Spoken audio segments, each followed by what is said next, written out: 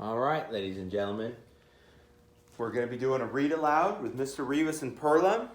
Today we're going to be reading Mr. Wolf's Pancakes. I've never read this story before, but when I was looking at the bookshelves, I said, this looks interesting. I'm going to read this to my students. Mr. Wolf's Pancakes.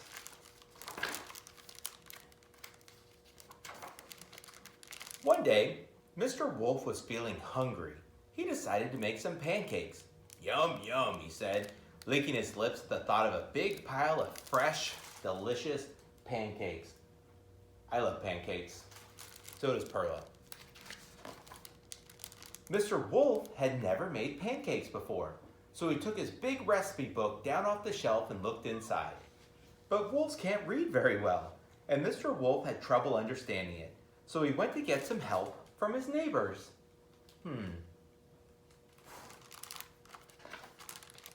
He called on Chicken Little, who lived next door.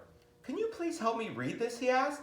No, said Chicken Little, slamming the door in Mr. Wolf's face. Bang! Oh dear, sighed Mr. Wolf. He sat down, slowly read the book, and worked out what he needed. All by himself. That makes Perla a little sad too. Mr. Wolf looked in his cupboard for the ingredients, but he couldn't find anything he needed. I'll go to the store, he decided, and he settled down to write a list. But wolves aren't very good at writing, so Mr. Wolf called on Wee Willie Winkle. You're very clever, said Mr. Wolf. Can you please help me write my shopping list? No, said Wee Willie Winkle. Go away! He slammed his door. Bang! There's no need to be like that, said Mr. Wolf quietly. I don't think that was a very nice thing to do. Perla, do you think that was nice? She doesn't think so. Mr. Wolf sat down and worked very hard at his writing until he had made his shopping list all by himself. Now he needed to count his money to make sure he had enough.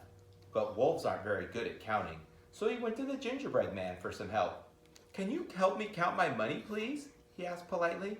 No, I'm too busy to bother with you, said the gingerbread man, slamming his door. Bang!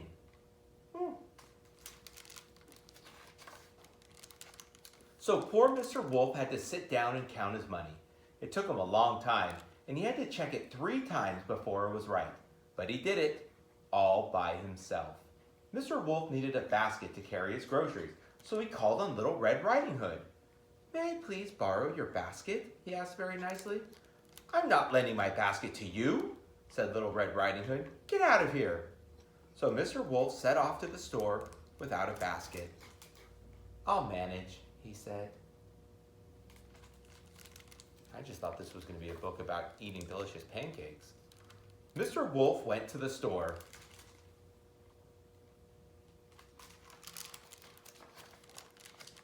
He looked at his list, remembered what he needed, counted out his money, and carried the eggs, milk, and flour home, all by himself.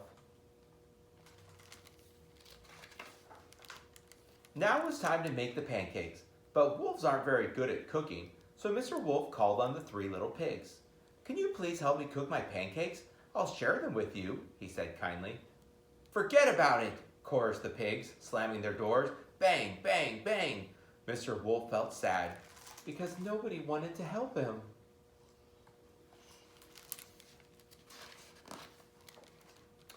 Mr. Wolf went home and started to make the pancakes all by himself. Soon there was a huge pile of delicious pancakes on the table, all ready for eating. I don't know when you're reading this, but don't those pancakes look delicious, Perla? I love pancakes. Now, as Mr. Wolf had been making his pancakes, a lovely smell had drifted out of the kitchen. All his neighbors could smell it, and it made them feel very hungry. They wanted some pancakes too. They decided to try their luck. And you see the pancakes, the smell wafting. So they knocked on Mr. Wolf's door. Give us some of your pancakes, said the rude bunch. Why should I give any to you, said Mr. Wolf. Not one of you would help me. We'll help you eat them, replied Mr. Wolf's neighbors nastily. Anyway, we're not going away until you give us some. Mr. Wolf thought very hard for a moment. there was only one decent thing to do. "Oh, very well then," he sighed. "You'd better come in." That was definitely very nice of Mr. Wolf. Mr. Wolf opened the door wide, and whoosh! His greedy neighbors rudely pushed him aside and dashed down the hall. Mr. Wolf shook his head, shrugged his shoulders, followed them into the kitchen, and when they were all in, ooh, I'm excited to see what happens. When they were all in, Mr. Wolf gobbled them up, snippety snappity. That was the end of his helpful neighbors. And then, with his bulging stomach still not full, Mr. Wolf sat down to eat his pile of pancakes, and he did it all by himself. This is definitely not how I thought this story was going to end. Well, there was nobody else around. The end. Mr. Wolf's Pancakes by Jan Fernley. If you read a book, write about it. Tell me what you read. Other than that, have an amazing day. See you all soon.